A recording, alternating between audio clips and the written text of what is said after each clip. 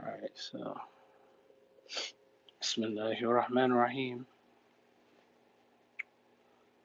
Wa sallallahu ala Sayyidina Muhammad wa ala alihi wa sahbihi wa sallam.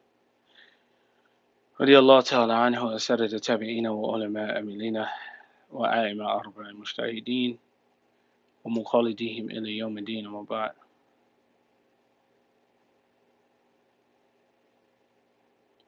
So we'll be continuing in our Umdat'l Bayaan.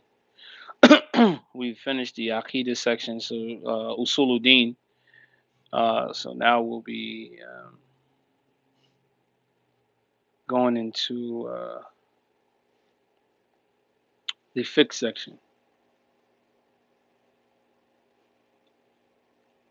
No. I'm just trying to pull the text up for people to see on on Zoom.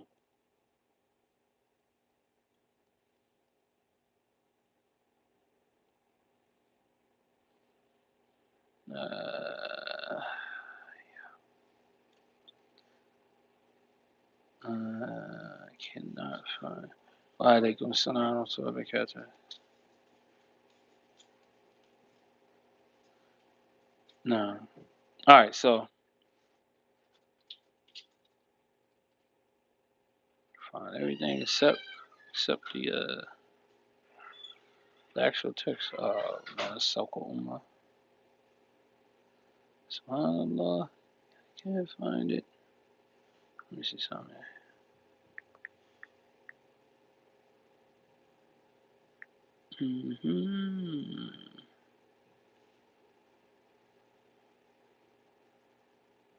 No.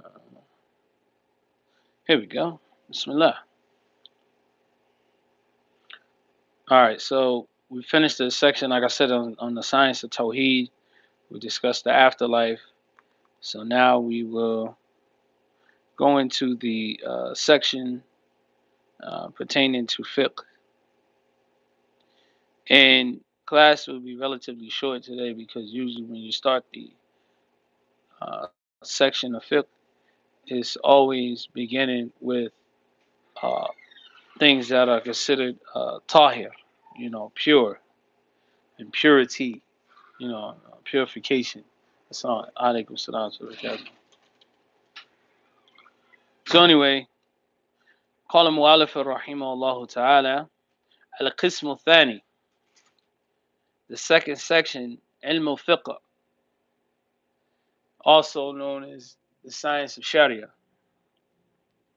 ويجب على كل مكلف أن يتعلم منه مقدار ما يتعين ما يتعين عليه فعله.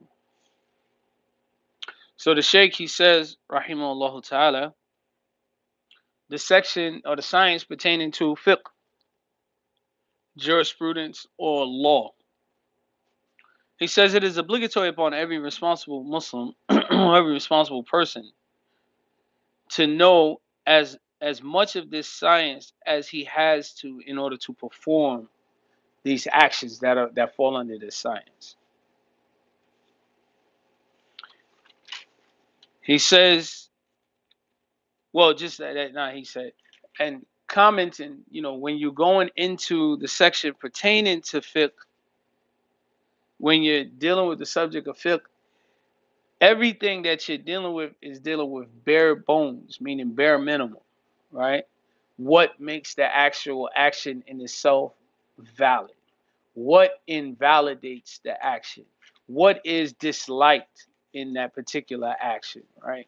What are things that are mustahab in that action? This is what fiqh is dealing with. So the things that you get from here is the principle, the base, the baseline, the principle.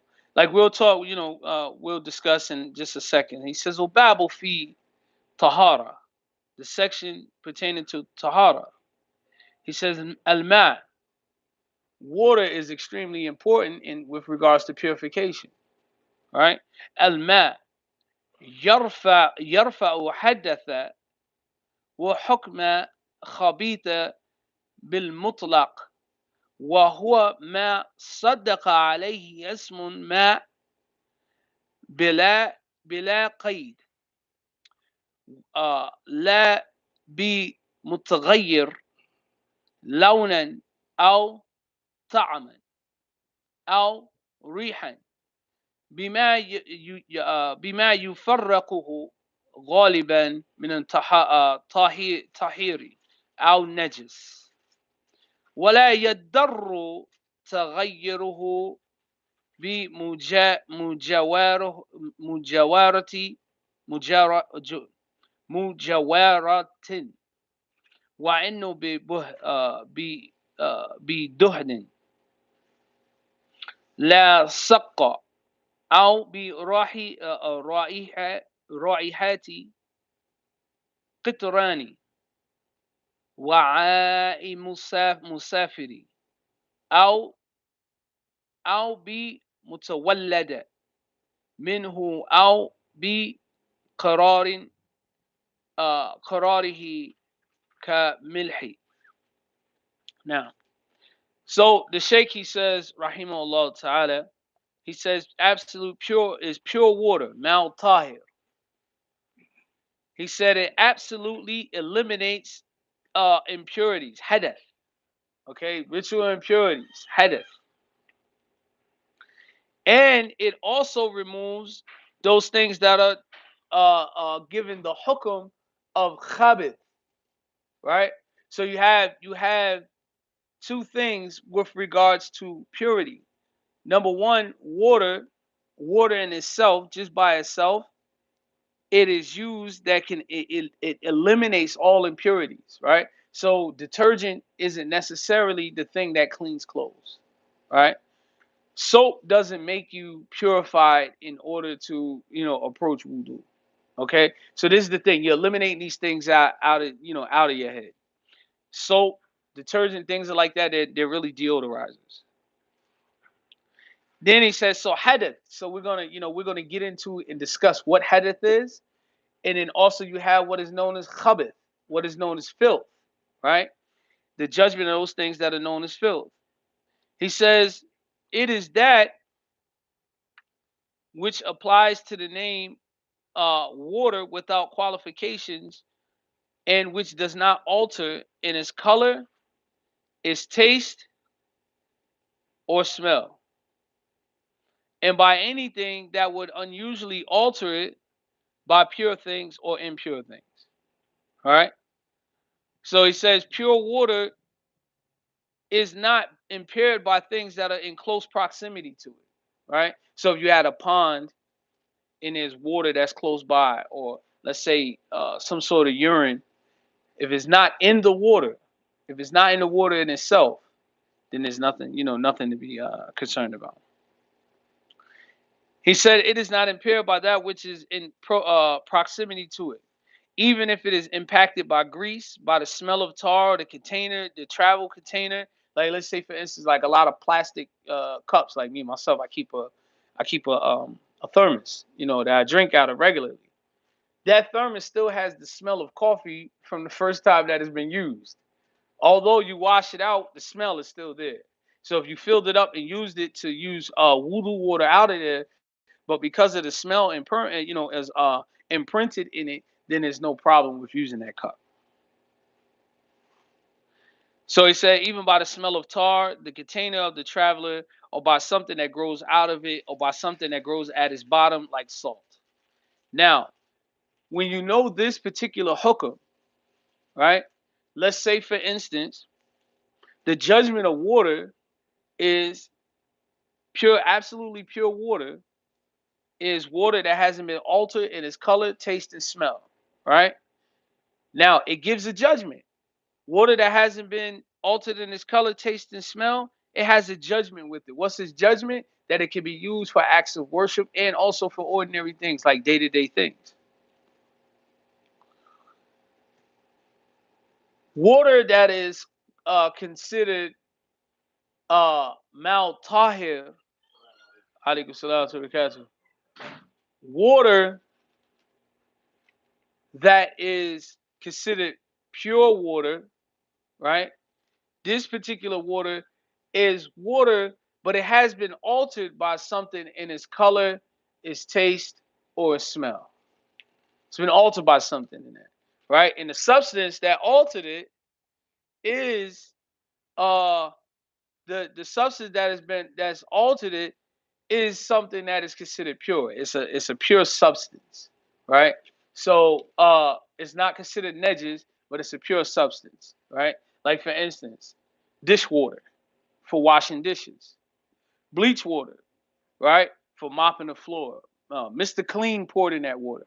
You can use those things for ordinary things, but you can't use them for acts of worship. And when you're talking about acts of worship that you utilize water for, you're talking about for wudu, you're talking about for ghusl, you're talking about for istinja, right? You're talking about those three things that you actually use water for.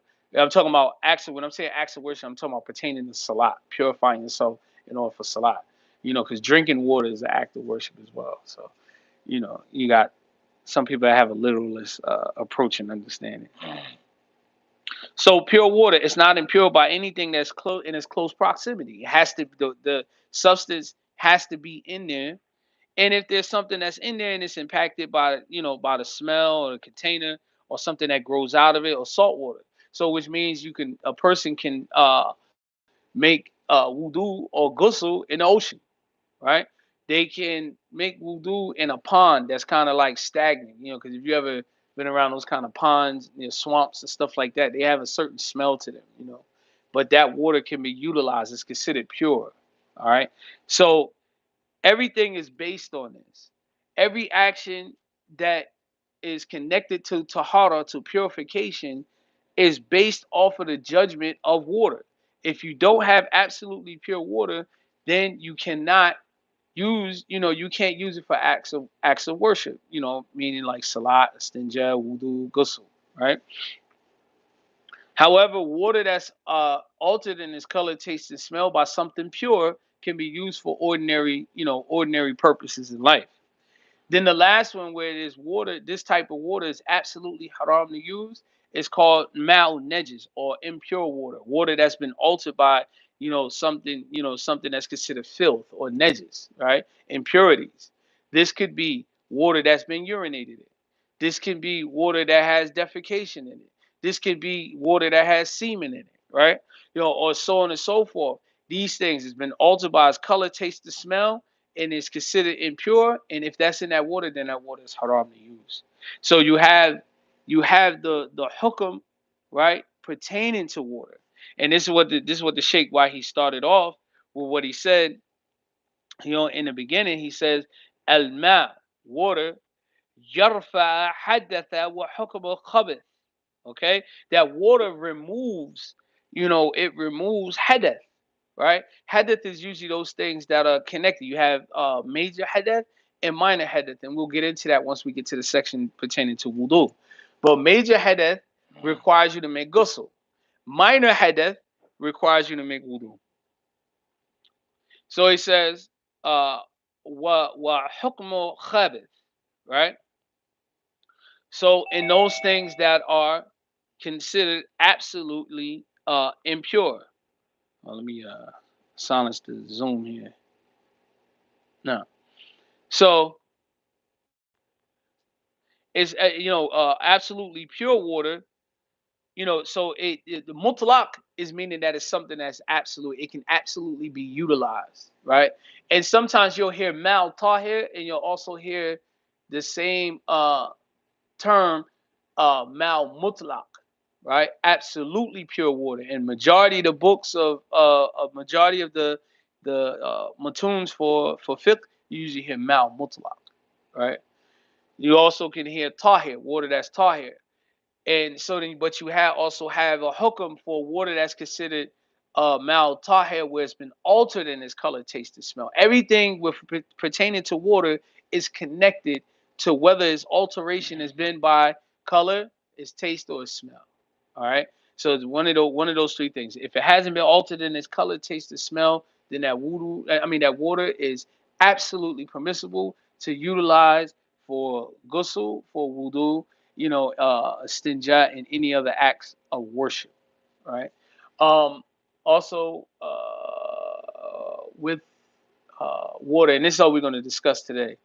Uh, Pertaining to water, that's it. We won't go no further. The next class, inshallah, we're going to discuss things that are considered pure. We're going to discuss things that are considered impure, and then we're going to also discuss those things that are excused. So inshallah, we'll stop here. Subhanaka Allahumma wa bihamdik wa ashhadu an la ilaha illa anta wa astaghfiruka wa atubu ilaik. Barakallahu fikum. Let's stop.